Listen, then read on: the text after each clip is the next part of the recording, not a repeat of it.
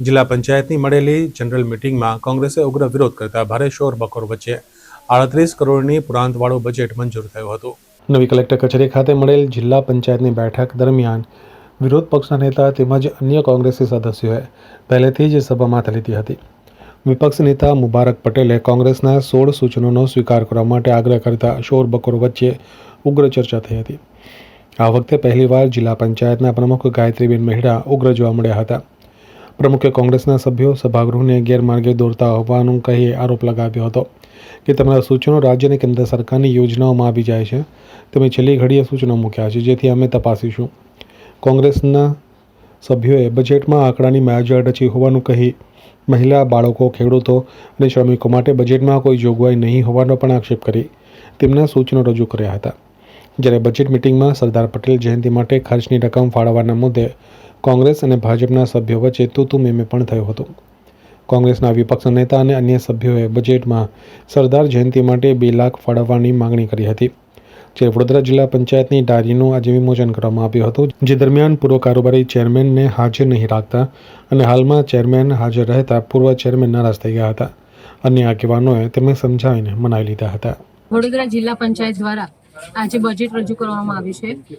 દેશના યશસ્વી વડાપ્રધાન શ્રી નરેન્દ્રભાઈ મોદી સાહેબનું વિકસિત ભારત 2047નું જે લક્ષ્યાંક છે તેને આજે ગુજરાત રાજ્યના મૃદુ અને મક્કમ મુખ્યમંત્રી શ્રી ભૂપેન્દ્રભાઈ પટેલના માર્ગદર્શન હેઠળ ગુજરાત સરકાર નવી યોજનાઓ થકી છેવાડાના માનવીને, ગામજનોને દરેક નવી સુવિધાઓ મળી રહે તેમજ ગામનો વિકાસ થાય તેમજ આજે વડોદરા જિલ્લા પંચાયત દ્વારા સરકારશ્રી તરફથી જે પણ ફંડ મળે છે તેમાં એક ખૂટી કડી પૂર્ણ કરવાનો આજે વડોદરા જિલ્લા પંચાયત દ્વારા એક બજેટમાં આયોજન કરવામાં આવ્યું છે।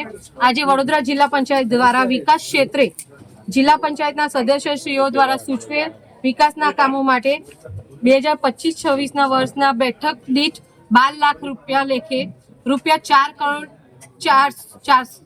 કરોડ 8 લાખની જોગવાઈ કરવામાં આવેલ છે। તેમજ જિલ્લાના વિકાસ માટે લોકહિતના કાર્યો માટે 4 કરોડ 50 લાખની જોગવાઈ કરવામાં આવેલ છે। પંચાયત ક્ષેત્રે શ્રેષ્ઠ ગ્રામ પંચાયત માટે 3 લાખ તેમજ ગ્રામ પંચાયત, તાલુકા પંચાયત અને જિલ્લા પંચાયત પદાધિકારીઓ, કર્મચારીગણ અને અધિકારીઓની તાલીમ શિબિર માટે સ્ટેમ્પ ડ્યુટીની ગ્રાન્ટમાંથી કુલ 29 લાખની જોગવાઈ કરવામાં આવેલ છે। શિક્ષણ ક્ષેત્રે જિલ્લાની પ્રાથમિક શાળાઓમાં બાળકો માટે ખૂટતી સુવિધા પૂરી પાડવા માટે વર્ષ 2025-26ના વર્ષમાં સ્ટેમ્પ ડ્યુટીની ગ્રાન્ટમાંથી 35 લાખની જોગવાઈ કરવામાં આવેલ છે। શૈક્ષણિક કુદરતી આફતો, બાળ મહોત્સવ, રાષ્ટ્રીય તહેવારોની ઉજવણી, શૈક્ષણિક પ્રવૃત્તિઓ માટે 10,50,000ની જોગવાઈ કરવામાં આવેલ છે।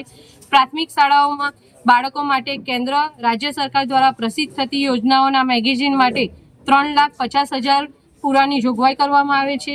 તેમજ વધુ ધોરણ 8માં જિલ્લા તાલુકા કક્ષાએ પ્રથમ, દ્વિતીય અને તૃતીય ક્રમાંકમાં આવનાર દીકરીઓને વડોદરા જિલ્લા પંચાયત દ્વારા પ્રથમ વખત રૂપિયા 6 લાખની જોગવાઈ કરવામાં આવી છે।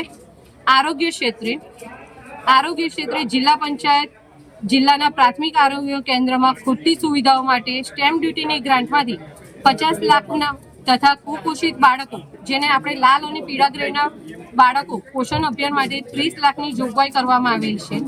આયુર્વેદ ક્ષેત્રે દવા ખરીદવા આયુર્વેદ નિદાન કેમ્પ માટે તેમજ પાયાની સુવિધાઓ માટે 16 લાખની જોગવાઈ કરવામાં આવી છે। તેમજ સમાજ કલ્યાણ ક્ષેત્રે ડોક્ટર બાબા સાહેબ આંબેડકરની જન્મ જયંતિ માટે રૂપિયા 1,50,000 તેમજ નબળા વર્ગના ઉત્થાપન માટે 5 લાખ તેમજ ગાંધીજીની જન્મ જયંતિની ઉજવણી માટે 1,50,000ની જોગવાઈ કરવામાં આવી છે। ખેતીવાડી શાખામાં પાક નિર્દેશન શિબિર તેમજ જિલ્લા પંચાયત સદસ્યશ્રીઓ માટે પ્રવાસ પેઠે 8 લાખ તથા પ્રાકૃતિક ખેતી અંતર્ગત માળખાકીય સુવિધાઓ પ્રથમ વખત 10 લાખની જોગવાઈ કરવામાં આવે છે।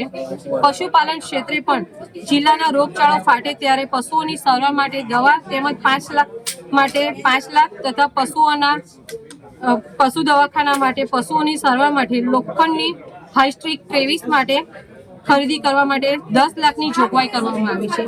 સિંચાઈ ક્ષેત્રે જિલ્લા પંચાયતના તળાવોની પૂર સંકટ સમયે આકસ્મિક મરામત માટે 10 લાખ તેમજ જિલ્લામાં કાસોની સફાઈની જાળવણી માટે 20 લાખની જોગવાઈ સ્ટેમ્પ ડ્યુટીની ગ્રાન્ટમાંથી કરવામાં આવેલ છે।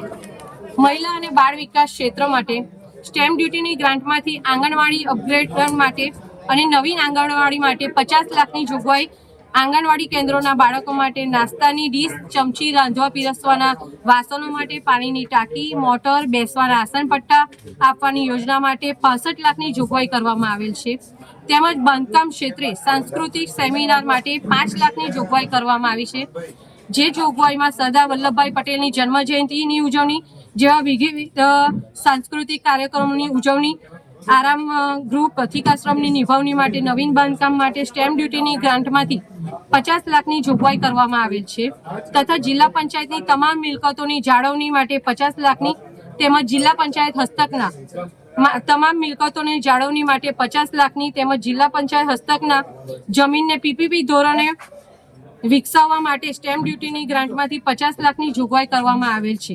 વધુમાં કુદરતી આફતોના સમયે ફૂડ પેકેટ, પીવાના પાણી, આનુષંગિક સહાય અને આગ અકસ્માતમાં અગ્નિશામક સેવાઓના ખર્ચ ચૂકવવા માટે 2 લાખની જોગવાઈ કરવામાં આવી છે.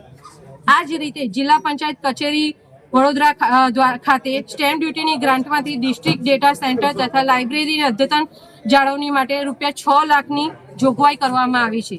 આમ શિક્ષણ, આરોગ્ય, સમાજ કલ્યાણ, ખેતીવાડી, બાંધકામ ક્ષેત્ર જેવી મહત્વની પાયાની સુવિધાઓ માટે ભાર મૂકીને આજે આ વખતે જિલ્લા પંચાયત દ્વારા વિકાસના તરફ લઈ જવા માટે અંદાજપત્રમાં ₹38 કરોડની જોગવાઈ કરવામાં આવી છે. પ્રમુખશ્રીના લોકહિતના ગ્રાન્ટ માટે અમે જ્યારે પણ કોઈ પણ ગામમાં જતા હોય, કોઈ કાર્યક્રમમાં જતા હોય ત્યારે ગ્રામજનોની તેમજ સરપંચોની અમારી પાસે એક અપેક્ષા હોય કે ગામના વિકાસમાં જિલ્લામાંથી કોઈ ફાળો મળે અને એનાથી લોકહિતના કામો વધે. આજે આપણા વડાપ્રધાન શ્રી નરેન્દ્રભાઈ મોદી સાહેબ અને ગુજરાત રાજ્યના મુખ્યમંત્રી શ્રી ભૂપેન્દ્રભાઈ પટેલ, ગુજરાત સરકાર છેવાડા માનવીના વિકાસ માટે આટલી પ્રગતિશીલ થઈ રહી હોય ત્યારે સરકારશ્રી તરફથી વિવિધ ક્ષેત્રમાં સરકારી ફંડ મળતો રહે છે. તેમાં એક વડોદરા જિલ્લા તરફથી ખૂટતી કડી પૂર્ણ કરવાનું કામ આજે વડોદરા જિલ્લા પંચાયત કરી રહી છે. આ જે રકમની ગ્રાન્ટની ફાળવણી પ્રમુખ તરીકે કરવામાં આવી છે એ દરેક જિલ્લા, વડોદરા જિલ્લાના દરેક તાલુકાઓમાં દરેક ક્ષેત્રના વિકાસના કામોમાં ફાળવણી કરવામાં આવશે. આ ગ્રાન્ટ એટલા માટે છે કે વિકાસના કડીમાં જે પણ કામો ખૂટ્યા છે એ કડી આપણે આ ગ્રાન્ટ થકી એ કાર્યો પૂર્ણ કરીશું. સભ્યો આમાં એવું છે કે ગ્રામ પંચાયત અમારા ઓફિસે પણ ઘણા સરપંચશ્રીઓ આવતા હોય છે, ગ્રામજનો આવતા હોય છે, તેમજ સભ્યશ્રીઓ જ્યારે પણ ગામમાં કોઈ સેમિનારમાં જતા હોય તો સભ્યશ્રીઓને પણ આવી રીતે સૂચનો કરવામાં આવે છે કે તમે તમારી ગ્રાન્ટમાંથી અમને આ કામ કરી આપો, આ કામ કરી આપો. જ્યારે આ લોકહિતના કાર્યો માટે દરેક સભ્યો પણ અમને સૂચવશે, એ દરેક સભ્યોના પણ સૂચનો અમે લઈશું અને એ પ્રમાણે જ આ ગ્રાન્ટની ફાળવણી કરવામાં આવશે અને એ પ્રમાણે ગ્રાન્ટ વપરાશે. આમાં એવું છે કે અમે ડીડીઓ સાથે આ વિષય પર ચર્ચા કરી છે કે જ્યારે વહીવટદારો આ રીતે કામ કરતા હોય છે ત્યારે જિલ્લા પંચાયતના સદસ્યશ્રીઓ તેમજ ગામના જે વડીલો હોય, ગામના જે આગેવાનો હોય એ લોકોના પણ સૂચનો લે અને આમાં આવી રીતે દરેક વિકાસના કામો એમને સાથે રાખીને કરવા એ માટે અમે ચર્ચા વિચારણા કરી જ રહ્યા.